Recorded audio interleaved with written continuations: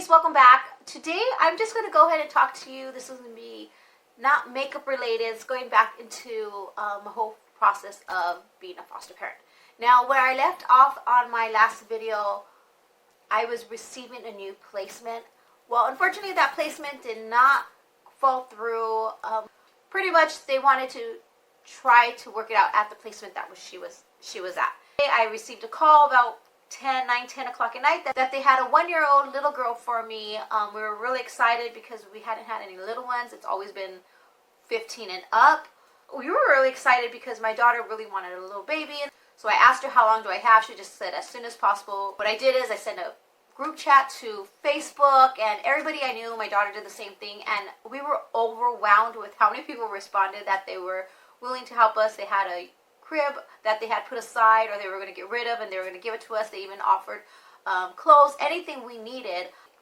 I was really impressed and touched on how many people wanted to help these kids in foster care.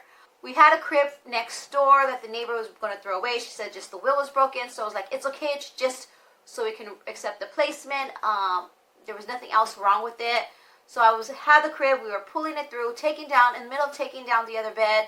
We're doing this, it was all within half hour, 45 minutes. I get a call from the social worker, and the first thing I say is, I got the bed, we're ready to go.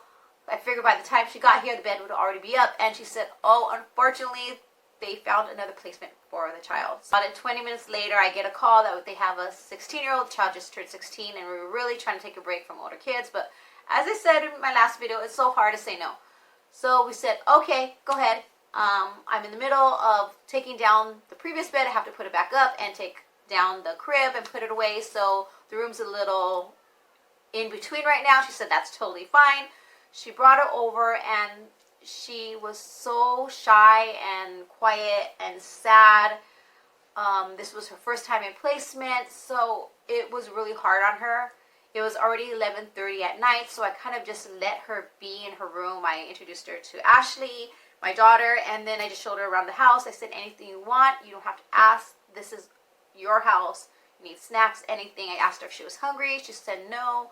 And I know being upset as a kid, you're not going to want to eat, so I just grabbed a few snacks from her, beef turkey, stuff like that, and water, and a bottle of water, and I just put it in the room, and I said, here, just in case you change your mind and you want to munch on something. When I was go in and check on her, I did notice that she was eating, so that was kind of good. But she was really sad. I would hear her when I passed by the hall that she was crying, but I didn't want to go too much on her because I'm still a stranger to her. So I kind of just let her be, and I would check on her, and it was already late. So the next morning, I already planned to take her to lunch and let her pick where she wanted to go. I did tell her that night that think of where you want to go, and we'll go somewhere in the morning just to get your mind off things. And this will give us a time to be able to get to know each other as best we can within that time. So we went the following day. She got ready. We were going to go have Mexican food. She said, hey, how about Jack in the Box? So I said, fine. We went to Jack in the Box. Conversation was very basic, like, how are you in school? What things do you like? Just trying to get her to talk. Just little baby steps to make her feel comfortable. So we came home. She went in the room again, and later on, I just heard her crying again, and I would just check on her. Okay, I had to stop because the kids were coming home from school, and I'm in the living room. I'm now continuing it, so you can tell through the background it's a little darker right now. And now that I'm trying to do my video, all this noise, I don't even know what's going on out there. That was the first couple of days that she was with me, so I did expect it to be a little difficult for her. But now it's a couple of days has passed with them. She's been with me almost a week, and she's doing a lot better. I don't see her sad, and she's coming out of the room more. So it's going to take time. I'm just going to go ahead and keep you guys updated on the whole process from beginning to end on this placement, and just give you an idea, because I know so many people are asking me questions about fostering. So hopefully walking along my experience will help you guys out and give you a little idea on how it is. So that's all I have for you today. This noise is driving me crazy, so I'm going to go ahead and end it here.